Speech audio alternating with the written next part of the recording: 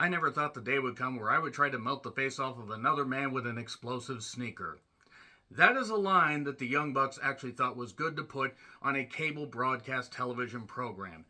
These are two guys that are so goddamn fake, so goddamn phony as wrestlers on promos, as human beings. It's astonishing that people actually think that they're good for professional wrestling. I mean, seriously, they are so goddamn fake, phony, and an explosive sneaker. Oh, yeah, that was such a great goddamn idea.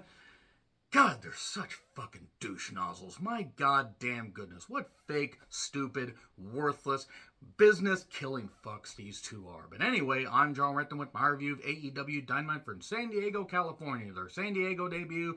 And despite that intro, where basically any Young Bucks fans that are watching this probably didn't appreciate that, but my opinions, I'm going to stick with it because I've thought that of the Young Bucks since they were Generation Me. And even though I do recognize that the Young Bucks at times have put on some great athletic performances, I've enjoyed a few of their matches over the years. By and large, they're just fake douchebags. That's all it is. And melt the face off of another man with an explosive sneaker. No human beings talk like that. That being said, for their San Diego debut, one pretty hot crowd, and honestly, there were some good moments on this show. There were some moments I didn't like, and considering the Double or Nothing was just a couple days ago, and they're about to kick down the forbidden door in a little bit, but we still got some television to talk about. Yeah, it's going to be interesting to see how many people they get to buy into AEW versus New Japan Forbidden Door, because they don't have a lot of time to really hype this thing up well. So, anyway, they did change the graphics around for the intro. I kind of like MJF coming out at the end and the devil mask, but nevertheless, they had around 7,000 people in an arena that apparently holds around 12,400, and I will say the people that were there, pretty goddamn lively, and I hope they had a really good time. Danielson joins commentary for Wild Thing, you make San Diego sing, all the way to Tijuana, Mexico, Wild Thing. So yeah, it's a six-man tag. It's Mox, Claudio, and Yuta against the Lucha Bros and Bandito. I don't know why Bandito was dressed and carrying a hammer. I have no goddamn idea. The Lucha Bros and Bandito got big pops. Huge Hispanic population in San Diego. Home of Rey Mysterio. And just, a hotbed of professional wrestling. And a lot of passionate fans there. And they were into this. This is basically kind of like, just a messy six-man tag that you would get on a random Nitro. It wasn't dull, I'll give them that, and the crowd did help. But at the same time, psychology-wise, this made no sense. It just didn't.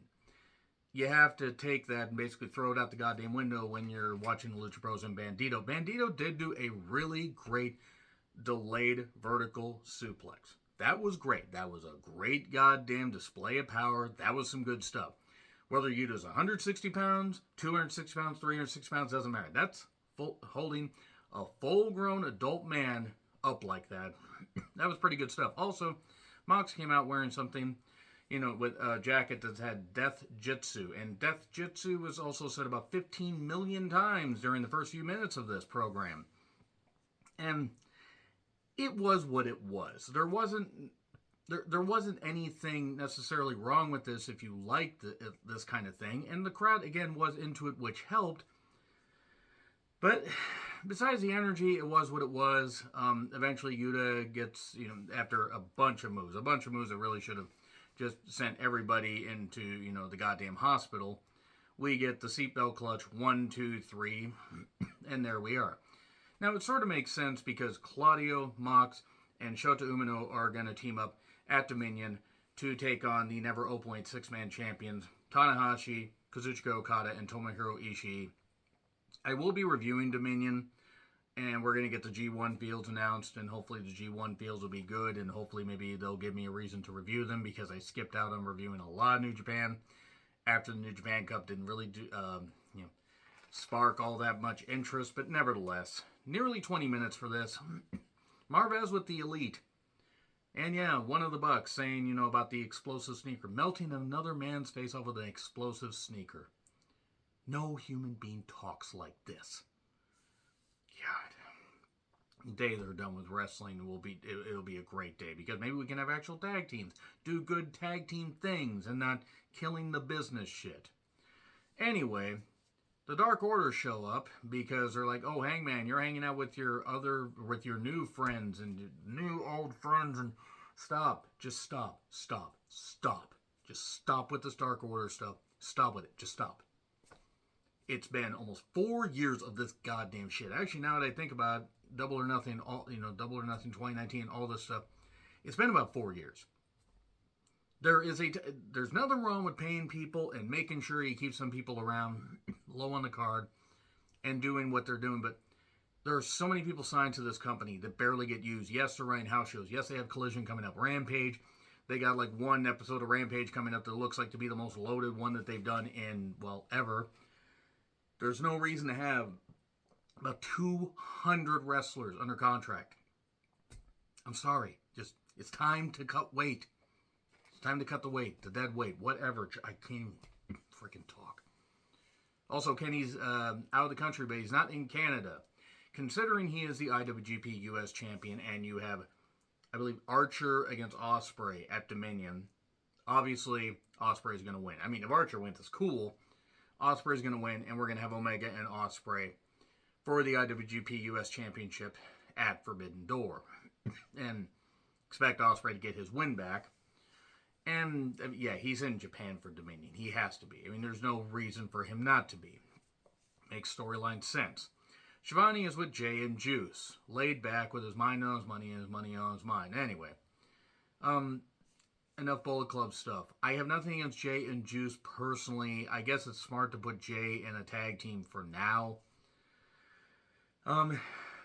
They say it isn't over with Starks, but it also kind of is, because they're like, "Oh, we keep beating you down. You don't have any friends. You have no friends." And they call it FTR.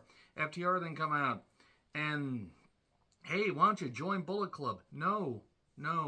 Enough Bullet Club. Enough Too Sweet bullshit. We don't need that. It was better when the NWO did it, because the NWO actually drew a lot of money. Bullet Club has sold some t-shirts. NWO sold millions of shirts. Anyway, they beat down FTR because FTR just basically done. One of FTR, I think Dax, got hit with a roll of quarters. Juice has personality. I'll give him that much credit. And then Stark shows up a moment too late and basically calls Jay White a bitch and says, "Hey, we need to finish this next week." And then we go to a pre-tape promo from Tony Khan. "Thanks, guys. I'm sorry. I can't unhear it. I can't." Tony Khan says, as far as Collision, the debut of Collision, CM Punk is coming back. Sizable reaction, both positive and negative. Let me just say this much. As a CM Punk fan, I hope that he can provide a lot for Collision. Warner Bros. Discovery executives apparently are very thrilled because Punk is a big star. And I hope that he can stay healthy. But given the rash of injuries that he had, the foot injury right after Double or Nothing last year, and then he had the torn tricep or whatever it was, tricep, bicep, I don't remember exactly, but it was an arm injury, within a few months of each other, you gotta wonder if the mileage is just, adding up too much, and you gotta use them in tag matches, 6-mans, and that kind of stuff, and build for singles programs. They better get the most out of him while they can. Because I think by 2025, he's not going to be wrestling anymore. There are people that don't want to see Punk back. That's fine. I do ask you this, though. Do you think that adding a big star is the worst idea for this company? Because they need people. Now, I'm not saying Punk's the absolute savior. They need more people than Punk.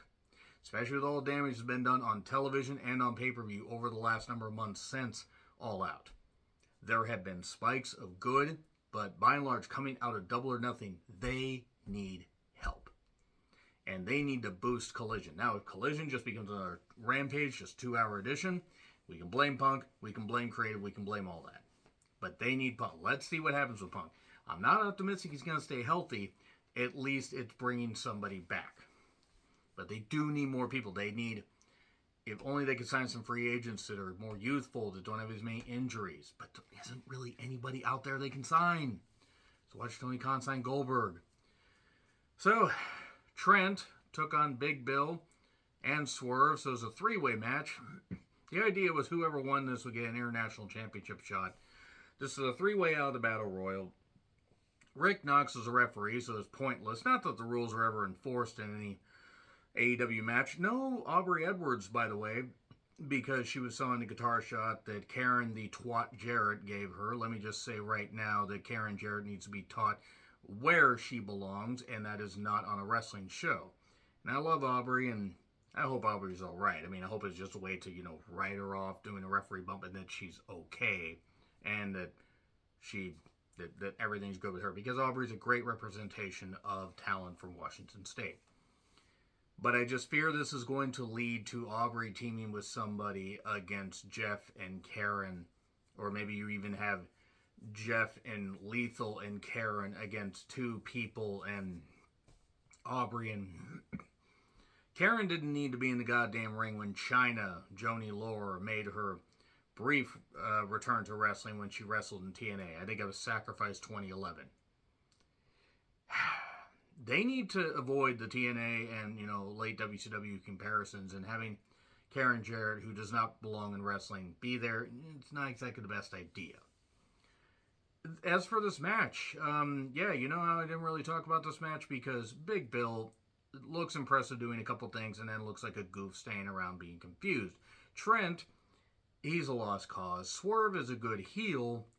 I don't know why in the world they decided to do,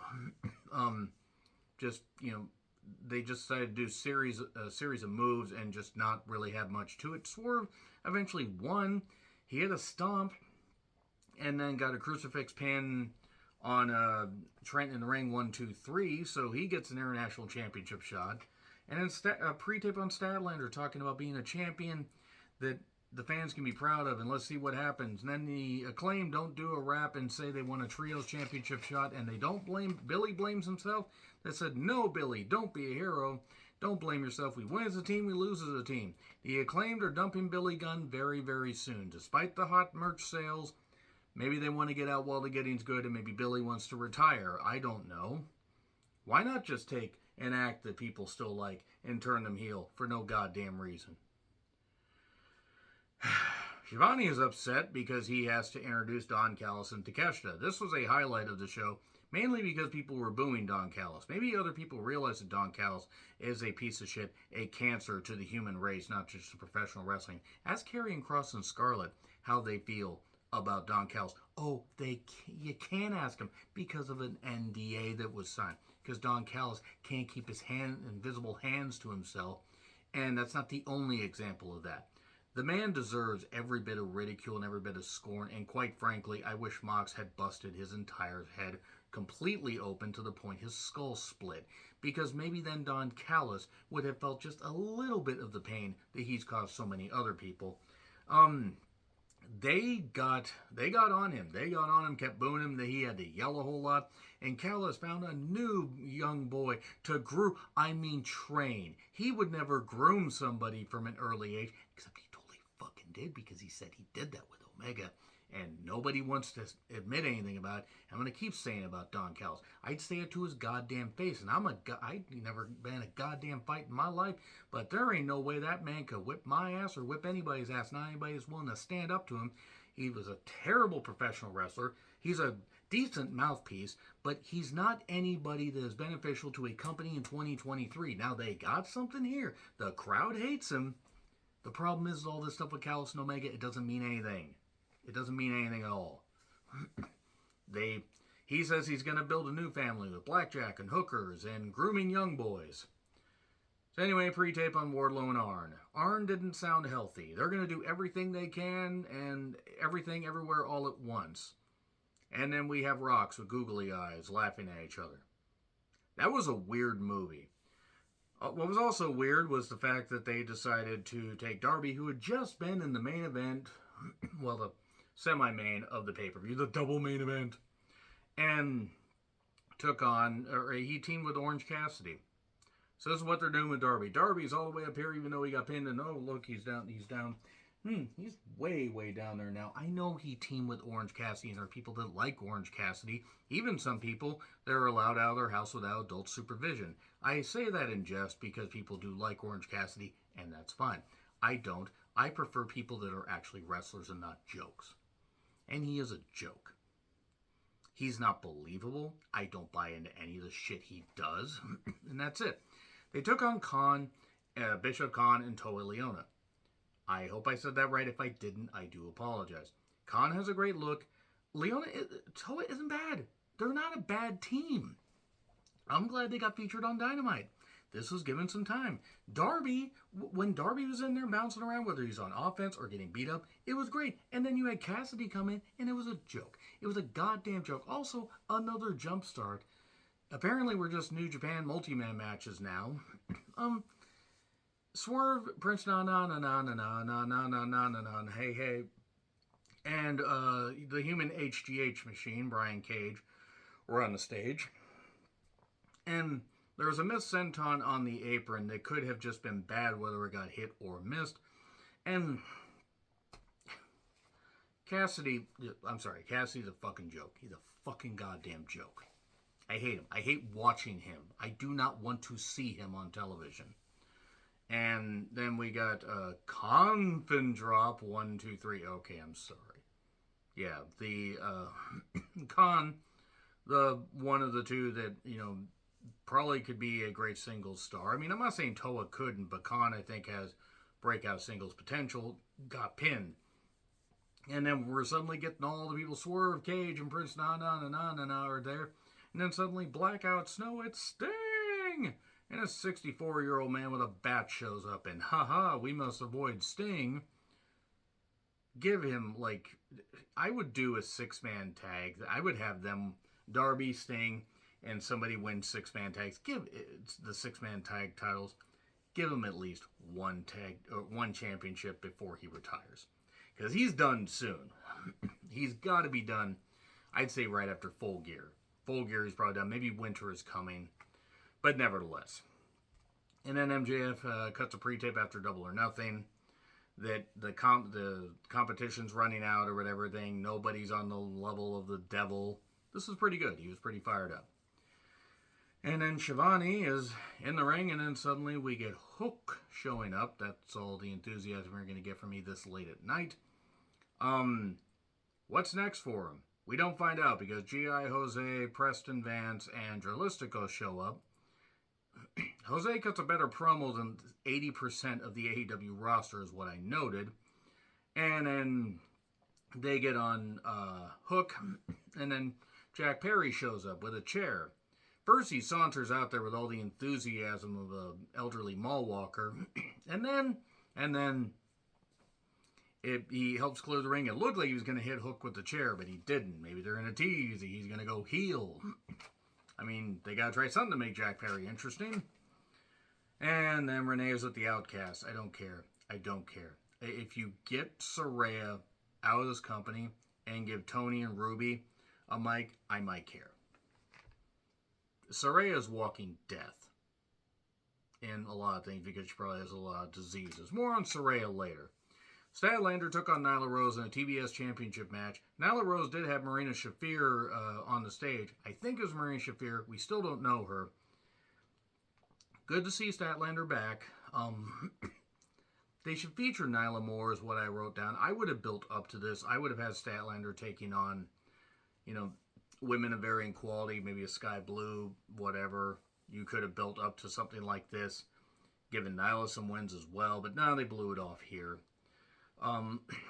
Taya's watching backstage.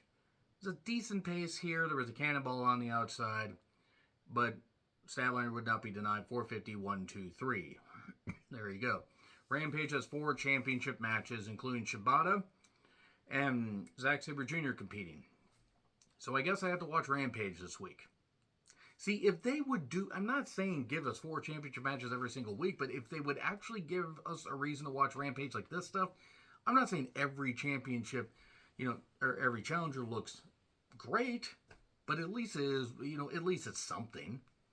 And in Dynamite, we're getting Orange Cassidy versus Swerve. Even if Swerve wins, does he really win? Does anybody win facing Orange Cassidy? The intros for the main event took 5 minutes. Adam Cole, baby, and Britt Baker against Jericho and Saraya, the abuser defender, the, crack cure, slinky neck twat that does not deserve any more chances. She better hope that the money Tony Khan is paying her lasts long, because after all the shit she said about WWE, they paid her significant money while she was out with a neck injury because her whittled neck just couldn't handle things. Maybe she probably should be thankful that she got more money for not wrestling than most people have ever wrestling. Now, this was one of the worst main events that I have seen on television in a while. And that goes across WWE, AEW. This was terrible. Jericho looks like shit. He had a decent lion salt at one point. Signing Saraya was a mistake. Why in the world did she move like she was in quicksand? She has been wrestling since apparently she was in her mother's womb. I mean, she had been wrestling since she was a fetus.